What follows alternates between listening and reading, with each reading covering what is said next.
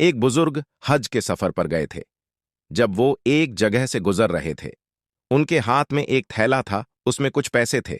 अचानक एक चोर उनके हाथ से थैला छीनकर भाग गया। जब चोर काफी दूर निकल गया, तब अचानक उसकी आंखों की रोशनी खत्म हो गई। आंखों की रोशनी जाते देख उस चोर ने रोना शुरू कर दिया। जब लोगों ने चोर से पूछा, भाई क्या हुआ, तो वो कहने लगा, मैंने एक आदमी का थैला छीना है। वह कोई बड्ढा अल्लाह का करीबी बंदा लगता है। मेरी आंखों की रोशनी चली गई, खुदा के लिए मुझे उसके पास पहुंचा दो ताकि मैं उससे माफी मांग सकूं।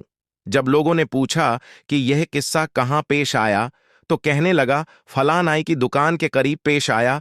लोग उसको उस दुकान पर ले गए और नाई से पूछा कि इस तरह का कोई आदमी यहां से गुजरा है, आप उसे जानते हो?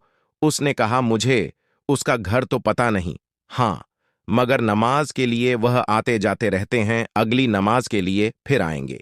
ये लोग इंतजार में बैठ गए। वह बुजुर्ग अपने वक्त पर तशरीफ लाए। लोग उस चोर को उनके पास ले गए तो उस चोर ने जाकर उनके हाथ पांव पकड़ लिए कि मुझसे गलती हो गई, गुनाह हो गया, नादिम हूं, शर्मिंदा हूं, मेरी आंखों की रोशनी छिन गई।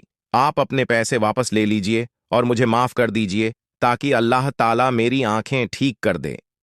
वह बुजुर्ग कहने लगे कि मैंने तो तुझे पहले ही माफ कर दिया है। यह सुनकर चोर बड़ा हैरान हुआ। कहने लगा, हजरत, मैं तो आपका थैला छीनकर भागा और आप कहते हैं कि माफी मांगने से पहले ही माफ फरमा दिया। वह फरमाने लगे, हां, मेरे दिल में कोई बात आ गई थी। फरमाने लगे, मैंने एक हदीस पढ़ी जिसमें नबी अकरम ने फरमाया कि कयामत के दिन जब मेरी उम्मत का हिसाब पेश किया जाएगा तो मैं उस वक़्त तक मीज़ान के करीब रहूंगा जब तक मेरे आखिरी उम्मती का फैसला नहीं हो जाता। मेरे दिल में यह बात आई कि अगर मैंने इस चोर को माफ नहीं किया तो कयामत के दिन यह मुकद्दमा पेश होगा और जितनी देर मेरे मुकदमे का फैसला होने में लगेगी, अल्लाह के नबी अलैहिस्सलाम को उतनी देर जन्नत से बाहर रहना पड़ेगा। इसलिए मैंने माफ कर दिया कि न तो मुकदमा पेश होगा, न ही मेरे महबूब को जन्नत में जाने में देर लगेगी। वह जल्द जन्नत में तशरीफ ले जाएंगे। प्यारे दोस्तों, अगर आप लोगों को हमारी ये वीडियो पसंद आई हो और अगर आपको इस वीडियो से कुछ इल्म हासिल हुआ हो तो नीचे दिए गए सब्सक्राइब बटन को दबा के बराए मेहरबानी इस पोस्ट को शेयर जरूर कर दें। शुक्रिया।